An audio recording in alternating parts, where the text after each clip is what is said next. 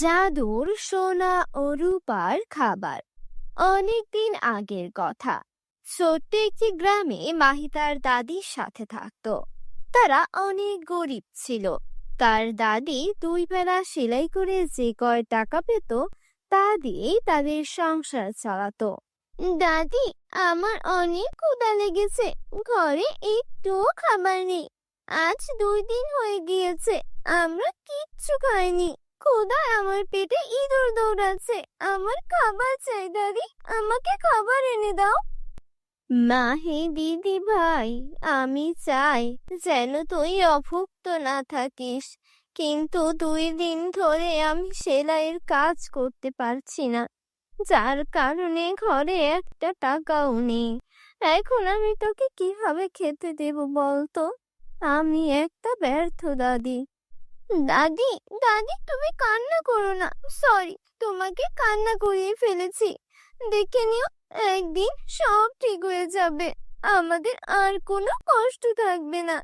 দাদি, তুমি কান্না করো না। তুমি কান্না করলে আমার একটুও ভালো লাগে না। বন্ধুরা, তোমরা তোমাদের নাম কমেন্ট বক্সে কমেন্ট করে জানাও, কারণ তোমাদের নাম দিয়েই তৈরি হবে আমাদের পরবর্তী কার্টুন ভিডিও। মাহি তার দাদির চোখ মুছে দেয়। তার দাদি তাকে জড়িয়ে ধরে।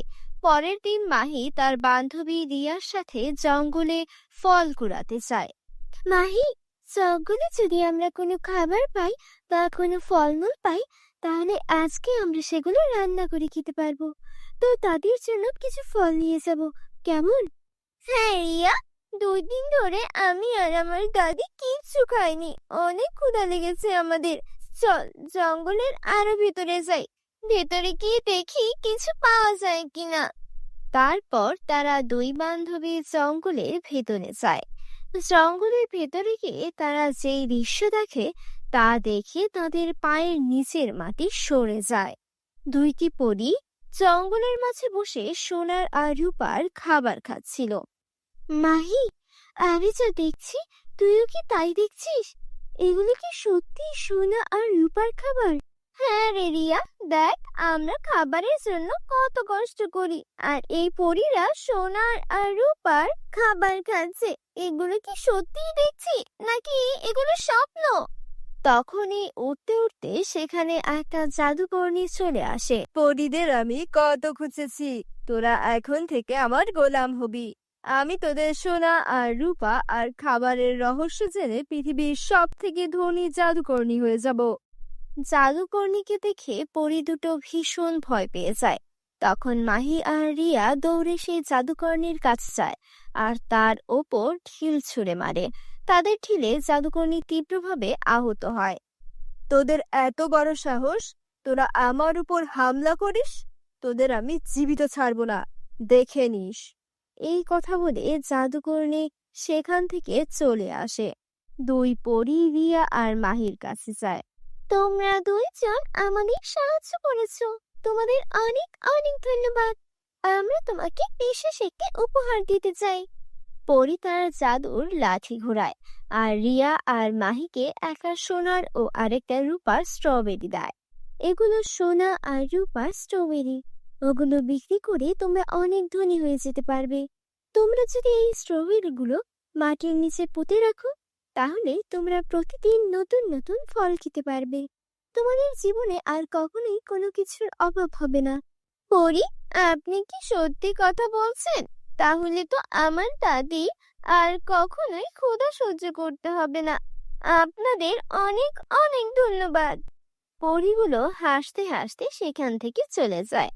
মাহি আর রিয়া তাদের বাড়ি ফিরে যায়, আর বাড়ি ফিরে সেগুলো মাটির নিচে পুঁতে রাখে।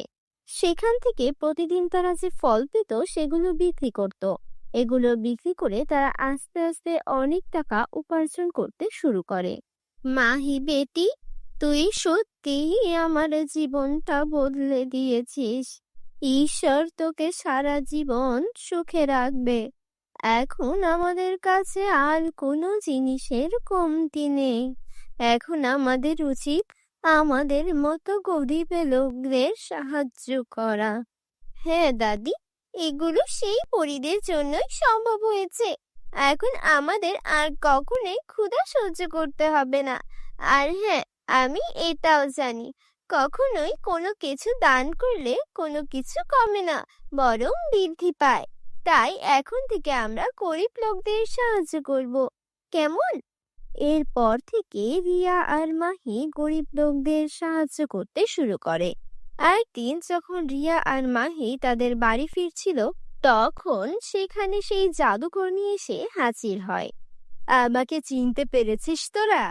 তোরা ওই দিন আমাকে আঘাত করেছিলি, আমাকে পরীদের সামনে নিচু করেছিলি, আমার প্রচেষ্টা ব্যর্থ করেছিলি। আজ আমি তোদের ছাড়বো না, দেখবো এখন তোদের কে বাঁচায়। হঠাৎ করে জাদুকরণীকে দেখে মাহি আর রিয়া প্রচন্ড ভয় পেয়ে যায়।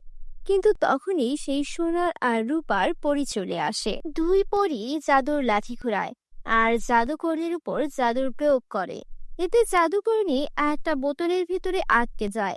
জাদুকরণী বোতলের ভিতর থেকে চিৎকার করতে থাকে, কিন্তু পরীরা তার কোনো কথাই কানে নেয় না।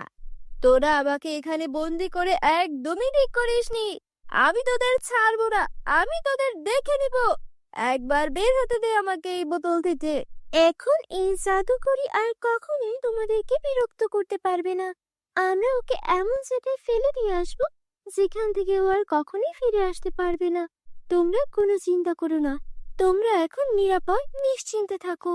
আর তোমাদের বিপদে আমাদের সব সময় পাবে, তাই চিন্তার কোনো কারণ নেই। আপনারা দুইজন তো জাদুকরণীকে বেশ ভালো শিক্ষা দিয়েছেন। আমাদের দুইজনের জীবন বাঁচানোর জন্য আপনাদেরকে ধন্যবাদ। তোমরাও তো আমাদের জীবন বাঁচিয়েছো, তাই তোমাদেরকে এইটুকু সাহায্য করা আমাদের দায়িত্ব ছিল। যাই হোক, তোমরা ভালো থেকো আর সবাইকে সাহায্য করো এভাবেই। মাহি আর রিয়া তাদের নতুন জীবনে ফিরে যায়। তারা তাদের দাদির জন্য অনেক বড় একটা বাড়ি কেনে। সেই বাড়িতে তার দাদি সুখে শান্তিতে জীবন কাটাতে থাকলো। তোরা সত্যি আমার স্বপ্ন সত্যি করে দিয়েছিস, আমি তোদের নিয়ে অনেক গর্ববোধ করি। হ্যাঁ দাদি, তুমি সব সময় আমার পাশে ছিলে, তার জন্য তোমাকে অনেক ধন্যবাদ। আর এখন আমাদের উচিত বেশি বেশি করে গরিব লোকদের সাহায্য করা, কারণ এখন তো আমাদের কাছে সবকিছুই আছে, তাই না? আর আমরা তো গরিবদের কষ্ট বুঝি, তাই না? আর দান করলে কখনোই কিছু কমে না, বরং বৃদ্ধি পায়। এরপর থেকে মাহি আর তার দাদি মিলে গরিব লোকদের সাহায্য করতে শুরু করে। তারা তাদের জীবন সুখে শান্তিতে কাটিয়ে দেয়। তো বন্ধুরা, এই ছিল আমাদের আজকের গল্প। আশা করি গল্পটি তোমাদের কাছে খুব ভালো লেগেছে। ভালো লাগলে আমাদের আজকের গল্পটিতে একটি লাইক দিও আর কমেন্ট করো, আর তোমাদের বন্ধুদের সাথে শেয়ার করো। আর যদি আমাদের চ্যানেলে নতুন হয়ে থাকো তাহলে চ্যানেলটি সাবস্ক্রাইব করে পাশে থাকা বেল নোটিফিকেশন অন করে দাও। তো দেখা হচ্ছে পরবর্তী কোনো কার্টুন ভিডিওতে।